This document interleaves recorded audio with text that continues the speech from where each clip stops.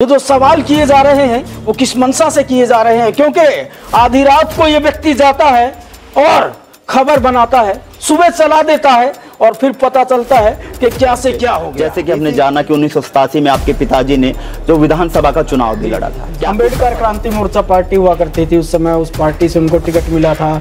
और उससे पहले की बात करें तो रामविलास पासवान जी जो है उनके बेहद करीबी मित्रों में से रहे हैं। और जितने वोट आएंगे मुझे पता है, लेकिन मैं चुनाव इसलिए लड़ रहा हूँ ताकि जो वोटर हैं उनको उनकी वोट की ताकत का पता चल सके। तो संदीप बागड़ी ने क्यों नहीं राजनीति आगे शुरू की, पत्रकारिता क्षेत्र में क्यों ही आना चुना, या फिर क्यों नहीं उस राजनीतिक सफर को आगे बढ़ा पाए? जब गरीबी आई तो उस समय लोगों ने बातचीत भी करना बंद कर दिया था, लेकिन मुझे ये था कि मुझे जो मैं कर रहा हूँ मैं ईमानदारी से करूँगा। जब तारे गर्दिश में हुए तो लोगों ने साथ छोड़ दिया, जो अपने थे वो भी साथ छोड़ गए। जी जी जी बिल्कुल बिल्कुल सही बात। वेटर का काम हो तो बहुत से ऐसे मजदूरी के काम किए हैं मैंने, जिनको शायद अगर आज मुझे देखेंगे लोग मानेंगे नहीं। लेकिन क्या घटना घटी कि आर्थिक तौर पर परिवार कमजोर हो गया और संदीप बागड़ी को तमाम वो काम करने पड़े? शादी होने के तुरंत बाद 2-4 महीने बाद घर में जो इस तरह की संपत्ति को लेकर झगड़े रहते थे, मुझे घर से निकलना पड़ा, मैंने घर छोड़ दिया। चाहे वो सोशल मीडिया हो, इलेक्ट्रॉनिक मीडिया हो, मेन स्ट्रीम हो या प्रिंट मीडिया हो, तो कहाँ देखते हैं वो अपनी भूमिका जो है वो अच्छे तरीके से निभा पाए? देखिए, मैं इतना बड़ा निर्णायक व्यक्ति तो नहीं हूँ कि मैं पत्रकारिता के इस सवाल के ऊपर मैं कोई जवाब दे पाऊँ। विधानसभा क्षेत्र में उतरकर चुनाव लड़ा, क्या संदीप बागड़ी भी आगे ये सोचते हैं कि विधानसभा क्षेत्र में कहीं ना कहीं भूमिका अदा करेंगे? जी जी जी बिल्कुल बिल्कुल। उससे पहले मैं कहूँगा कि शायद आपको भी पुंडरी में एक बार आजमा लें, एंट्री में आपके भी काफ़ी चर्चे हैं। नमस्कार, कैथल टीवी में आपका स्वागत है। लगातार हम ऐसी शख्सियत से रूबरू करवाते हैं जिन्होंने अपने जीवन में उस मुकाम को हासिल किया, लेकिन उस मुकाम तक पहुंचने में किस तरह की परिस्थितियों से गुजरे हैं। आज ऐसी ही शख्स से बात करेंगे जिन्होंने कैथल के क्षेत्र की बात करें तो पत्रकारिता के क्षेत्र में बहुत नाम कमाया, और उनकी आवाज़ जब गूंजती है तो हर कोई कहता है चैन से सोना है तो जाग जाइए। यानी कि बात करें तो संदीप बागड़ी मेरे साथ हैं। इनके जीवन के बारे में जानेंगे, पत्रकारिता क्षेत्र में कब आए, क्या पत्रकारिता में क्षेत्र आने का मकसद रहा, क्यों मन किया पत्रकारिता के क्षेत्र में आने के लिए। बहुत बहुत स्वागत है संदीप जी आपका। नायक साहब बहुत बहुत धन्यवाद। संदीप जी, पहला सवाल मेरा यही रहेगा, लेकिन उससे पहले मैं आपको एक बात बता दूं। अगर संदीप के परिवार से वाकिफ करें, इनके फादर साहब से की अगर बात करें तो 1987 के विधानसभा क्षेत्र में उन्होंने चुनावी प्रक्रिया में भाग लिया था। यानी कि 1987 में जब चुनाव हुए तो उन्होंने चुनाव जो है वो लड़ा था, तो उस बारे में भी बात करेंगे। लेकिन सफर यहां तक का कैसा रहा, इसी बारे में चर्चा करेंगे। संदीप बागड़ी हमारे साथ है। संदीप जी, पहला सवाल मेरा ये है, जीवन सफर कैसा रहा, यहां तक कैसे पहुंचे? जैसे कि हमने जाना कि 1987 में आपके पिताजी ने जो विधानसभा का चुनाव भी लड़ा था, क्या कुछ सफर रहा? चुनाव के अगर दौर की बात करें तो हर एक व्यक्ति के जीवन में कुछ वक्त वो भी आता है, कभी सितारे बुलंदियों पर होते हैं, कभी सितारे गर्दिशों में होते हैं। तो बुलंदियों में जब सितारे थे तो पिताजी ने चुनाव भी लड़ा, और जब चुनाव लड़ा कोई बड़े राजनेता के रूप में कोई ऐसी पहचान नहीं थी कि हमारे किसी बाप दादा ने कोई राजनीति में कुछ अच्छा मुकाम हासिल किया हो। एक गरीब फैमिली से बाहर निकल के मेहनत मजदूरी करने वाले के इंसान जो मेरे पिताजी हैं, उन्होंने चुनाव लड़ने का जो मन बनाया। कोल मेरा गांव है और वहाँ से जब यहाँ 87 में चुनाव लड़ा तो उनका मकसद ये था, अक्सर चुनाव प्रचार में वो कहा करते थे, मेरी उम्र बहुत कम थी उस समय, लेकिन उन्होंने बताया कि सवाल करते थे मुझसे लोग कि आप चुनाव लड़ रहे हैं, आपके पास पैसा भी नहीं है, कोई राजनीतिक बैकग्राउंड नहीं है, कोई ज़्यादा बड़ी फैमिली, कोई पैसे वाली फैमिली नहीं है, चुनाव क्यों लड़ रहे हैं आप, ऐसा क्या हुआ? तो उन्होंने कहा था कि मैं चुनाव केवल जीतने के लिए नहीं लड़ रहा हूँ, ना मुझे कोई जितवाने वाला और ना मुझे कोई वोट देगा। जितने वोट आएंगे मुझे पता है, लेकिन मैं चुनाव इसलिए लड़ रहा हूँ ताकि जो वोटर हैं उनको उनकी वोट की ताकत का पता चल सके। जो धनबल के दम पर चुनाव लड़ने वाले लोग हैं उनको ये पता चल सके कि चुनावी प्रक्रिया में एक आम इंसान भी भाग ले सकता है।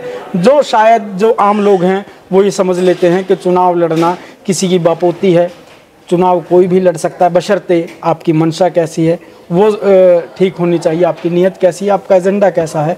तो चुनाव लड़ना चाहिए, अच्छी बात है, ताकि लोगों को पता चले कि जिंदा कौन कौन है। यानी कि कहीं ना कहीं लोगों को जागरूक करने का एक अभियान जरूर छेड़ा था विधानसभा चुनाव में, अहम भूमिका अदा कर। जी जी जी। अम्बेडकर क्रांति मोर्चा पार्टी हुआ करती थी उस समय, उस पार्टी से उनको टिकट मिला था।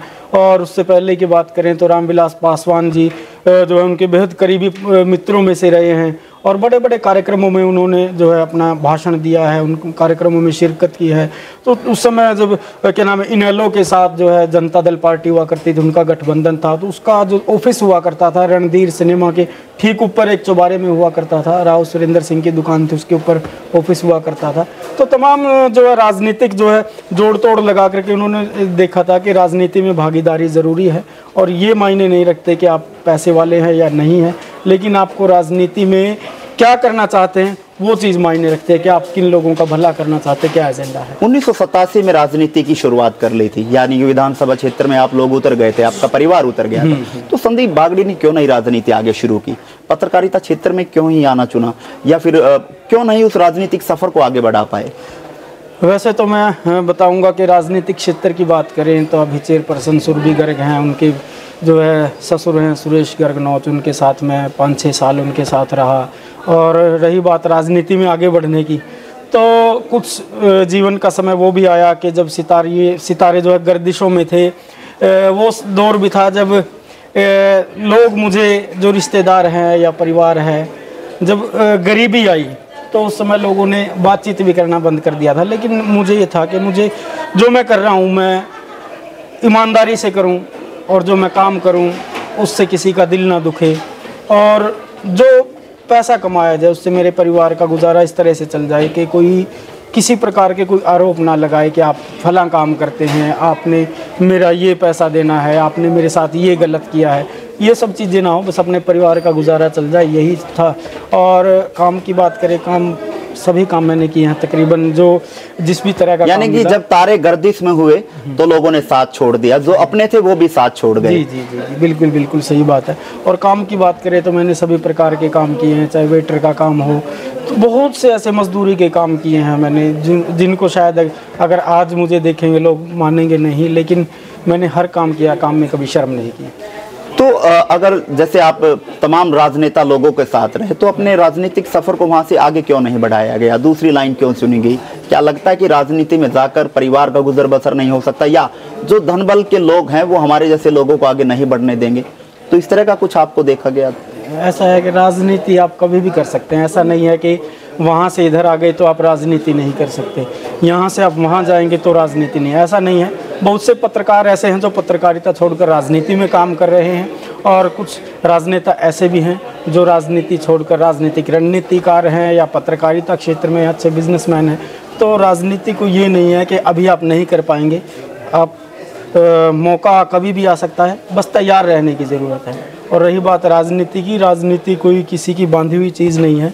जब आप लगता है कि आप कुछ करना चाहते हैं और पैसे भी मायने नहीं रखते हैं, आपका एजेंडा ठीक होना चाहिए। आप जब 4 लोगों के सामने अपना एजेंडा रखेंगे, आपकी बात लोगों के समझ में आएगी, तो आप राजनीति कभी से भी कहीं से भी शुरुआत कर सकते हैं। शायद आज के इस इंटरव्यू को भी लोग राजनीति ही कहेंगे। तो क्या इस दौरान, इस राजनीतिक सफर के दौरान, क्या कहीं से बड़ा कोई चांस नहीं मिला, मौका नहीं मिला कि आप कहीं अच्छी जगह पर जाएं और किसी का हाथ थामे और उस हाथ थाम कर आगे बढ़ सके? क्या इस तरह का कोई मौका नहीं मिला? कोई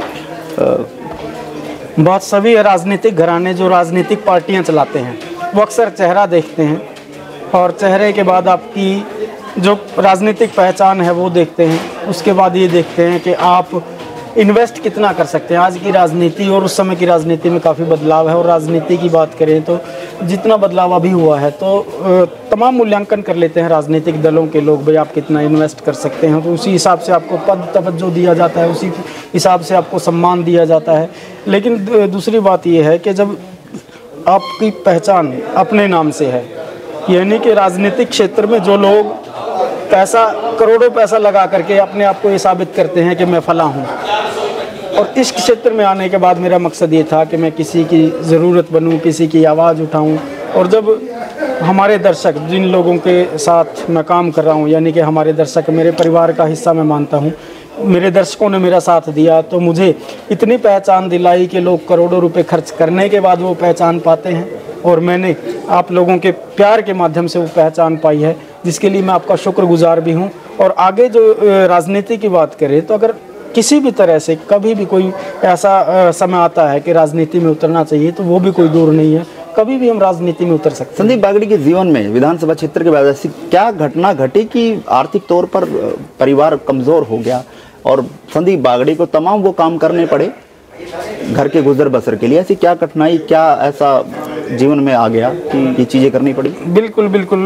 दरअसल क्या है कि मैं शुरू से ही काम करने में विश्वास रखता था। ज़्यादातर बाहर रहा तो परिवार में संपत्ति को लेकर झगड़ा रहता था, और जब शादी होने वाली थी मेरी, तो मैंने इस चीज़ को बड़े करीब से समझ लिया था। तो फिर शादी होने के तुरंत बाद 2-4 महीने बाद घर में जो इस तरह की संपत्ति को लेकर झगड़े रहते थे, मुझे घर से निकलना पड़ा। मैंने घर छोड़ दिया। साथ में श्रीमती जी थी हमारी। 2-3 महीने हुए थे शादी को। बड़ा मुश्किल था, जेब में इतने ज़्यादा पैसे भी नहीं थे, क्योंकि उस समय जब मैं पैसा कमाता था तो ये था कि भाई पूरा परिवार एक है, भाई आप परिवार में अब इन्वेस्ट करते हो तो आप खुद पर ही इन्वेस्ट कर रहे हो। लेकिन जब आपकी खुद की ज़िंदगी शुरू होती है, तब पता चलता है कि आपकी अपनी ज़िंदगी क्या है। आपके साथ जो आपकी अर्धांगिनी है, श्रीमती जी हैं, उनकी जो डिमांड्स रहती है, आपके खुद के सपने रहते हैं, बच्चों के लिए आप क्या करना चाहते हैं, उसके लिए आप क्या करना चाहिए, आप किस तरह से आप काम करें, किस तरह से पैसा बचाएं, वो सब चीज़ें समझी। और फिर जाके मैंने आगे अपनी ज़िंदगी को अपने तरीके से जीने के लिए बेहतर समझा। और लेकिन सबसे बड़ी बात ये रही कि उस परिवार से बाहर निकलने के बाद रिश्तेदारों ने, परिवार वालों ने ये समझना शुरू कर दिया था कि भाई इसके पास है कुछ नहीं है, तो हम इसके पास जाके करेंगे क्या, इससे बातचीत करेंगे। यानी कि दरकिनार कर दिया था, कहीं ना कहीं ये किनारा काट लिया था, यानी कि किनारा काट लिया। अभी तंगी में है तो कहीं ये ना कुछ हमसे सवाल कर ले, भाई मुझे पैसे की जरूरत है या मेरी मदद करो। लेकिन मैंने किसी से मदद नहीं ली। कुछ लोगों से मदद ली है जिनका मैं आज भी एहसानमंद हूँ, और उनसे मदद भी मैं क्या कहूँ कि वो मेरे अपने भी नहीं हैं, लेकिन कुछ लोग ऐसे हैं मेरी ज़िंदगी में जिनकी मैं आज भी बहुत इज्जत और सम्मान करता हूँ। संदीप जी, चलिए तो आपके जीवन के बारे में बात कर रहे हैं। तमाम काम आपने किए परिवार के गुजर बसर के लिए, लेकिन पत्रकारिता क्षेत्र में आने का कारण क्या रहा? आज लोग आपको जानते हैं, पहचान अच्छी मिली है, खासकर आपकी आवाज़ के लोग बहुत फैन है। पत्रकारिता ही क्षेत्र में आना क्यों चुना? लॉकडाउन जब चल रहा था उस समय वो दौर एक ऐसा था, मैं सोचता था कि आपका और मेरा गुजारा पता नहीं किस तरह से चल रहा है, लेकिन जो सड़क पर रहने वाले लोग हैं वो किस तरह से ज़िंदगी जीते हैं इस लॉकडाउन में, उनका गुजारा क्या है। और उनके अलावा एक तबका वो भी है जो हाथ नहीं फैला सकता, मिडिल क्लास फैमिली, जिनका गुजारा सिर्फ इस तरह से चलता है, सुबह कमाने निकल जाते हैं, शाम को घर पे वापस आते हैं। उनका गुजारा किस तरह से चल रहा है, वो किससे मांगने जाएंगे? जिसके पास जो है इतना पैसा नहीं है कि वो 4 महीने 6 महीने 1 साल का दौर, बड़ा बुरा दौर था, वो घर पे बैठ के किस तरह से अपना काम चलाएंगे। उस समय मैंने कुछ अपनी फील्ड के लोग हैं उनसे बातचीत की कि आप इन लोगों के लिए कुछ बातचीत कर सकते हैं, जो ऑफिसर्स हैं या राजनेता हैं उन लोगों से। लेकिन उस समय का दौर भी ज़्यादातर ये था, मोहन नायक जी आपने भी पत्रकारिता की, हमने उस दौर से ही आपसे सीखा भी है जिस तरह से आपने कोरोना के टाइम में पत्रकारिता की है। लेकिन उस समय का दौर भी राजनीति भरा था, जो चाहे कुछ समाज सेवी के कह लो या ठेकेदार कह लो, वो लोग केवल और केवल फोटो खिंचवा के दिखाने में लगे हुए थे। फरेब की जिंदगी जो है वो दिखाया करते थे। मुझसे ऊपर कोई नहीं है, मैं समाज से हूँ, मैं बहुत सेवा कर रहा हूँ, तो इस तरह की जिंदगी जीने वाले लोग थे। असल लोगों की आवाज़ बनने वाला उस समय भी कोई नहीं था, आज भी कोई नहीं है। इसलिए मैंने सोचा कि शायद मैं कुछ कर पाऊँ, और मैंने उस ज़िंदगी को बड़े करीब से देखा, जो सड़क की ज़िंदगी है उसको बड़े करीब से देखा था। तो इसलिए मैंने शुरुआत की थी कि इस माध्यम से मैं कुछ अलग करके दिखाऊं, और अलग मैं क्या कर सकता हूं वो मैंने किया, जिस बदौलत मुझे पहचान भी मिली है। और उस पहचान को तमाम लोगों ने सराहा, तो मेरी बात को तमाम लोगों ने सराहा, तो इसके लिए मैं सभी का धन्यवाद भी करता हूं। लेकिन हाँ, ये ज़रूर है कि पत्रकारिता जगत में आने के बाद बहुत सी चीज़ों को मैंने नया सीखा है, क्योंकि आमतौर पर ज़िंदगी में हर व्यक्ति इनसे कामयाब हुई है जो हर बात को सीखता है, हर पहलू से सीखता है, हर दिन कुछ सीखता है। इस लाइन में मैंने कुछ नया सीखा, और वो सीख कर ही मैं अभी आगे बढ़ रहा हूँ। शायद ये जो सीखना है हर किसी की ज़िंदगी में होना चाहिए। सीख से ही आपको बहुत कुछ मिल जाता है, जिससे आपकी आने वाली ज़िंदगी तय होती है। तो आज के पत्रकारिता के दौर की अगर बात करें, चाहे वो सोशल मीडिया हो, इलेक्ट्रॉनिक मीडिया हो, मेन स्ट्रीम हो, या प्रिंट मीडिया हो, तो कहाँ देखते हैं वो अपनी भूमिका जो है वो अच्छे तरीके से निभा पा रहे हैं? या सोशल मीडिया की बात करें तो ब्लैकमेलिंग का एक थप्पा जरूर लोग कहा जो है वो देते हैं कि सोशल मीडिया के लोग हैं वो ब्लैकमेल हैं। तो क्या कहना चाहेंगे आज के पत्रकारिता के दौर को लेकर? देखिए, मैं इतना बड़ा निर्णायक व्यक्ति तो नहीं हूँ कि मैं पत्रकारिता के इस सवाल के ऊपर मैं कोई जवाब दे पाऊँगा, लेकिन हाँ, मैं एक बात ज़रूर कहूँगा, चाहे पत्रकारिता में कोई भी व्यक्ति है, जब आप किसी भी क्षेत्र में हैं और आपकी पहचान बन जाती है, आपके लिए तालियां बजाने वाले, आपकी वाहवाही करने वाले आमतौर पर बहुत जगह मिल जाते हैं। सड़क पर भी आपको वाहवाही करने वाले मिल जाएंगे, लेकिन पत्रकारिता जगत के पर्दे के पीछे वो लोग आपको बहुत कम मिलेंगे जो आपसे ये पूछेंगे, भाई साहब आपका काम कैसा चल रहा है, आपका गुजारा किस तरह चल रहा है, आपके परिवार के लोग किस तरह हैं, आपका बच्चा कौन से स्कूल में पढ़ता है। ये पूछने वाले बहुत कम लोग हैं, क्योंकि ये निजी ज़िंदगी से जुड़े हुए सवाल हैं जो एक कड़वी सच्चाई है। पत्रकारिता आमतौर पर लोगों को ये रहता है कि पत्रकारिता पता नहीं क्या है, लेकिन मैं समझता हूँ कि अगर सही पत्रकारिता करें तो आपका गुजारा बड़ा मुश्किल से होगा और आप ज़्यादा पैसे नहीं कमा पाएंगे। एक ईमानदारी से पत्रकारिता जो की जाती है उससे आपका सिर्फ गुजर बसर ही हो सकता है। आप किसी ये नहीं कि टाटा बिरला हो जाएंगे, आप बहुत बड़े धनवान व्यक्ति हो जाएंगे। आप तकरीबन अगर बात करें तो जो आपकी न्यूज़ होती हैं, जो खबरें होती हैं, वो क्राइम को ज़्यादा अच्छे तरीके से आप उसको लोगों तक परोसते हो, तो क्या लगता है कि क्राइम की तरफ ही जाने का आपका मन करता है या और खबरों की तरफ भी आपका मन करता है? किस फील्ड में, और अगर चांस मिले तो कौन से फील्ड में आप जाना पसंद करेंगे खबरों की लाइन की अगर बात करें? ये क्राइम की बात करें तो मुझे नहीं पता कि मुझे एक क्राइम वाली खबरों के लिए ठीक कब माना जाने लगा।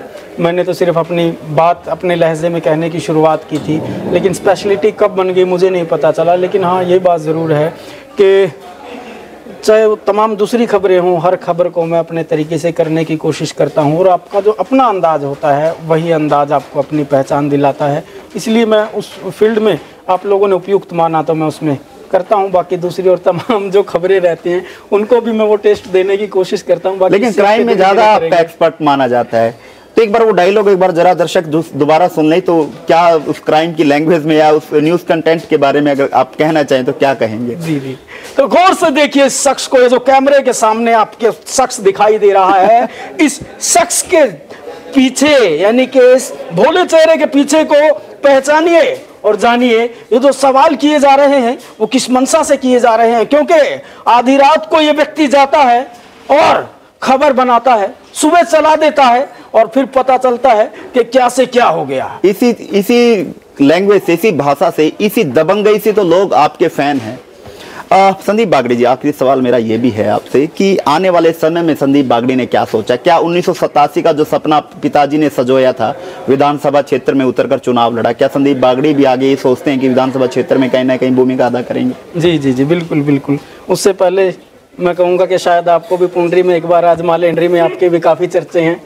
देखिए, वो वक्त था, चला गया, जवाब देना जरूरी था, वो एक कहानी थी जो बीत गई है। लेकिन आपके फ्यूचर की बात करें तो क्या मकसद है, क्या भविष्य तय किया है, क्या सोच है आगे जाने की? क्या पत्रकारिता लाइन में ही रहने की, जाने की जरूरत है, या सोशल मीडिया प्लेटफॉर्म चलाने का ही है, या कहीं चैनल से कहीं से ऑफर मिलता है तो वहां भी आप जा सकते हैं, या राजनीतिक सफर की शुरुआत करेंगे? मेरी जो ज़िंदगी है वो मैंने कभी नहीं तय की, वो वक्त ने तय की है, और उस वक्त को मैंने अपने अनुकूल ढालने के लिए मेहनत की है। राजनीति की बात करें तो राजनीति में कोई ये ज़रूरी नहीं है कि मैं ना जाऊं, लेकिन हाँ, जब भी मौका मिलेगा हम एंट्री कर सकते हैं। सिर्फ मौके की तलाश है भाई, एक अच्छे मौके और अच्छे साथियों के साथ हम जा भी सकते हैं, और ये नहीं है कि आप राजनीति में चलेंगे तो पत्रकारिता नहीं कर सकते हैं। और जो आपके पास आपका अपना अनुभव है वो हर फील्ड में आपको काम आता है, चाहे राजनीति हो, चाहे पत्रकारिता हो, या आप किसी भी फील्ड में हो, आपका अनुभव क्या है वो मायने रखता है। चलिए, बहुत बहुत धन्यवाद संदीप बागड़ी जी। शुक्रिया नायक साहब। और ये थे वही चेहरे जिसकी आवाज़ सुनते हैं आप और अक्सर खबर आप तक पहुंचाते हैं, लेकिन ज़िंदगी के सफ़र के बारे में बातचीत की और कितना उतार चढ़ाव इनकी सफ़र में रहा। ज़िंदगी में अनेकों उतार चढ़ाव देके अपनों ने साथ छोड़ा, लेकिन हिम्मत नहीं हारी। आज उसी हिम्मत के बदौलत आज उस मुकाम पर हैं जहां तमाम लोग इनको जानते, एक पहचान है संदीप बागड़ी पत्रकार के नाम से। इस वीडियो को ज़्यादा शेयर करें, ऐसे तमाम लोगों से आपको रूबरू करवाते रहेंगे जिन्होंने अपनी ज़िंदगी में कुछ कर दिखाया है।